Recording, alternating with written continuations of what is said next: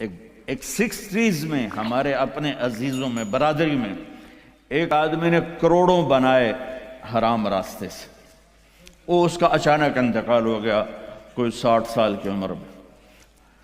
تو وہ یہ کہا کرتا تھا میں اج مر جاواں میرے بچیاں نو کسی دی پرواہ نہیں، یہ میں نے اپنے کانوں سے سنا اس کی میں اج مر جاواں میری دھی نو کسی دی پرواہ نہیں۔ وہ مر گیا تو ایک دن اس کا بیٹا کہہ رہا تھا کاش ہمارا باپ حرام جمع نہ کرتا تو کوئی خوشی کا دن ہم بھی دیکھ لیتے۔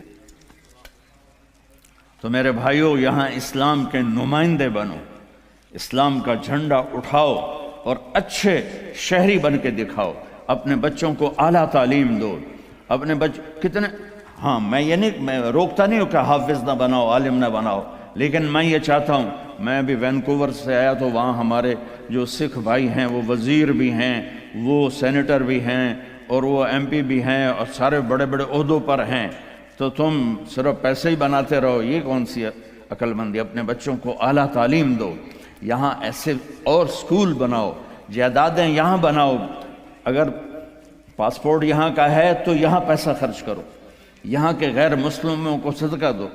کل ہم گئے تھے، وہ ایک بڑا ٹاور ہے تو اس میں ایک بڑھیا بیٹھی تھی اکیلی تنہا، تو اسے اس کی چہرے پر بے بسی دیکھ کر اس سے تھوڑی بات کی تو پتہ کہنے کہ میری 92 سال عمر ہے، میں اکیلی رہتی ہوں۔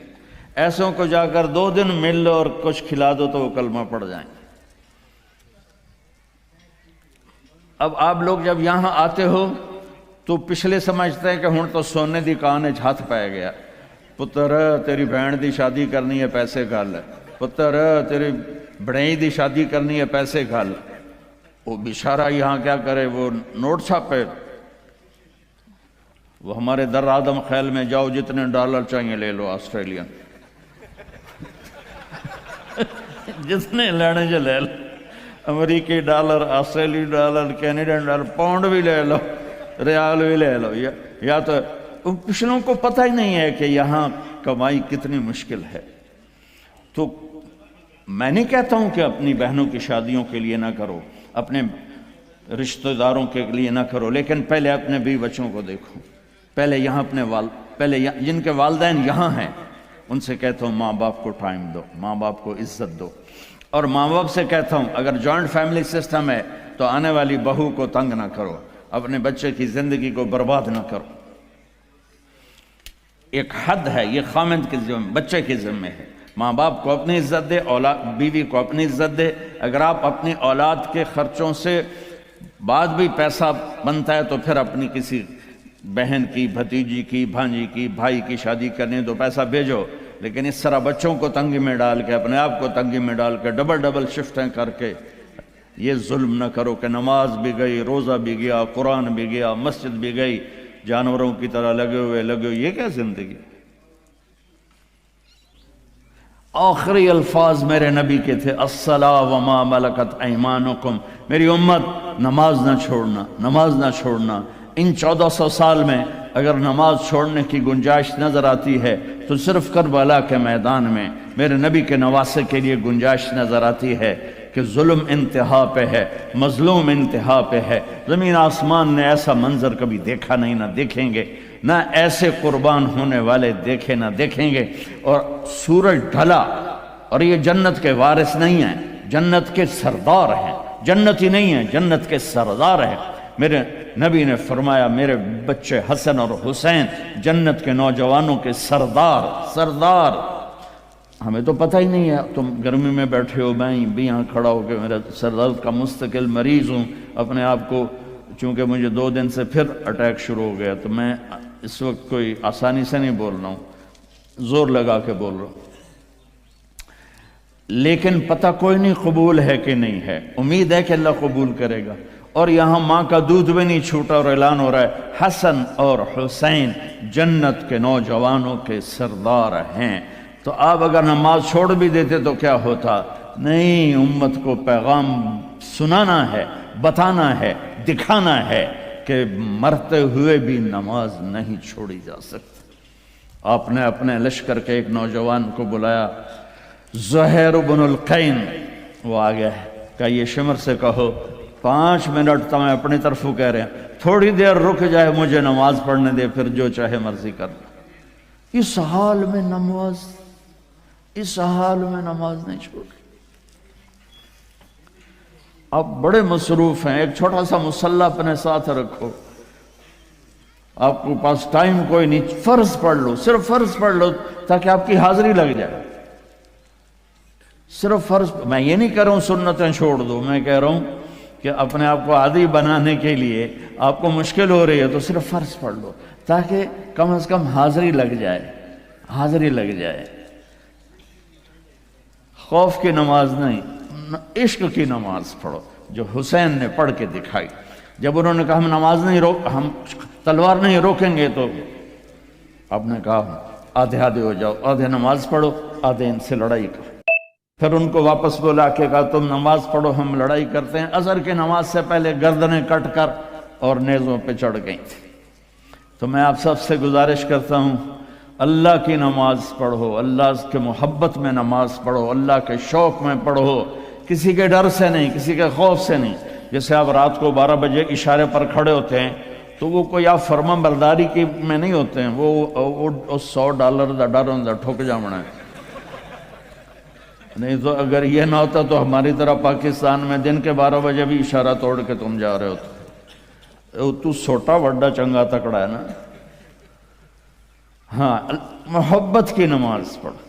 میں سینٹرل ماڈل اسکول لاہور سے میں نے میٹرک کیا تھا، تو میں ہاسٹل میں تھا، تو کئی وارڈن آئے، ہاسٹل وارڈن، تو ایک وارڈن طالب حسین تھے رحمۃ اللہ علیہ، بڑے اس وقت تو بڑے برے لگتے تھے، اب بڑے اچھے لگتے ہیں۔ وہ انہوں نے نگرانی ٹائٹ کر دی، ہمیں نکلنے نہیں دیتے تھے اور بھاگنے نہیں دیتے تھے ادھر، اور نماز کمپلسری کر دی۔ تو عشاء کی نماز میں کھڑا تھا، میرا روم میٹ آیا، فوت ہو گیا، اللہ اس کی بخشش کرے، جاوید نام تھا۔ تو ہمارے وارڈن کا نام تھا طالب حسین۔ تو اس نے میرے قریب آ کر نماز کی نیت شروع کی، 4 رکعت نماز فرض عشاء واسطے طالب حسین دے اللہ اکبر۔ تو اب میں بھی نماز میں کھڑا ہوں، میں کہا وہ ایک ہی کیتا ہی، یہ ہماری نماز ہو رہی۔ وہ کہتا ہے طالب حسین دی پڑھدا پیا، کتھے اللہ دی پڑھدا پیا، اللہ اکبر۔ حسین والی نماز پڑھو، محمد مصطفیٰ والی نماز پڑھو۔ تو بھائیو، اپنے نبی کی پیاری زندگی کو سیکھنے کی نیت کرو۔ یہ تبلیغ کا کام اسی کی محنت ہے۔ میں زیادہ نہیں مانگتا ہوں، سارے مجمع سے کہتا ہوں صرف ایک ویکنڈ مہینے میں تبلیغ میں لگا لیا کرو، آپ کو بہت فائدہ ہوگا۔ اور آج کے بعد نیت کرو کہ جھوٹ نہیں بولنا، ٹھیک ہے، دھوکہ نہیں دینا، رزق حرام نہیں کمانا۔ اور آخری بات ہے، اگر آپس میں کسی سے لڑے ہو صلح کر لو، معاف کر لو۔ خاص طور خامد اور بیوی لڑے ہوں، دیکھو عجیب بشارت سناتا ہوں، خامد اور بیوی لڑے ہوں اور وہ آپس میں صلح کر لیں تو اللہ ان کے پچھلے سارے گناہ معاف کر دیتا ہے۔ اللہ کو خامد بیوی کی صلح اتنی محبوب اور اتنی پسند ہے۔ باقی جس سے بھی کوئی لڑائی جھگڑا ہے، آپ ایسی اپنی ایسوسیشن بناؤ کہ جس میں یہ جھگڑے آئیں، عدالتوں میں مت جاؤ، اپنے بناؤ، اس میں ایسے اہل علم لوگوں کو ڈالو کہ وہ آپ کے جھگڑے پنچایت کے طور پر مٹائیں۔ عدالتوں میں جا کر تو پھر وہ مزید بڑھتے بات بڑھ جاتی ہے۔ آپ ایک معاشرہ بنو، یہیں شادیاں کرو، یہیں بچیوں کی شادیاں، یہاں کی بچی یہاں کا بچہ ہو تو کمپرومائز ہو جائے گا۔ وہاں سے بچی آئے یا بچہ آئے، وہ اس ماحول میں ایڈجسٹ نہیں ہوتا، پھر مصیبتیں پڑتی ہیں، مشکلیں پڑتی ہیں، طلاقیں ہوتی ہیں۔ بہرحال یہ تو خالی ایک میرا مشورہ ہے، یہ میرا کوئی نصیحت نہیں، مشورہ ہے۔ اگر آپ کر لیں گے، جب آپ نے یہاں رہنا ہے تو یہیں ایک معاشرہ بناؤ۔ تو سارے بھائی اس کی نیت کرتے ہو نا؟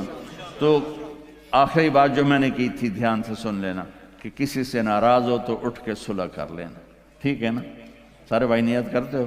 چلو درود شریف پڑھو۔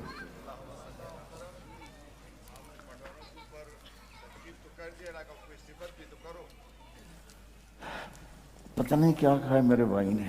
اللہم لک الحمد کما انت اہلہ فصلی علی محمد کما انت اہلہ وفعل بنا ما انت اہلہ انک اہل التقوی و اہل المغفرہ ربنا آتنا فی الدنیا حسنہ وفی الآخرۃ حسنۃ وقنا عذاب النار۔ یا اللہ یہ جتنے بہن بھائی تشریف لائے ہیں سب کو قبول فرما، ان کو ان کی نسلوں کو محفوظ فرما، ان کو ان کی نسلوں کو اسلام پہ ثابت قدم فرما۔ یا اللہ اس ادارے کو کامیاب فرما، اس کی ضرورتیں پوری فرما، اس جیسے ادارے پورے بر اعظم میں یا اللہ کھولنے کی مسلمانوں کو توفیق عطا فرما۔ مسجدیں بنوا، مدرسے، اسکول بنوا، ان کی آپس میں محبتیں قائم فرما، لڑائیاں ختم فرما۔ خامند اور بیوی میں جو لڑائیاں ہیں انہیں صلح میں تبدیل فرما دے۔ بچے جو یا اللہ رل گئے خامند اور بیوی کی لڑائی سے، ان کو ماں باپ کا سایہ نصیب فرما۔ یا اللہ جو حرام کام میں پھنس گئے ان کو رزق حلال نصیب فرما۔ یا اللہ جس قسم کے بھی غلط چیز میں ہیں اس سے نکال کے اپنے محبوب والی پیاری پاک پاکیزہ زندگی نصیب فرما۔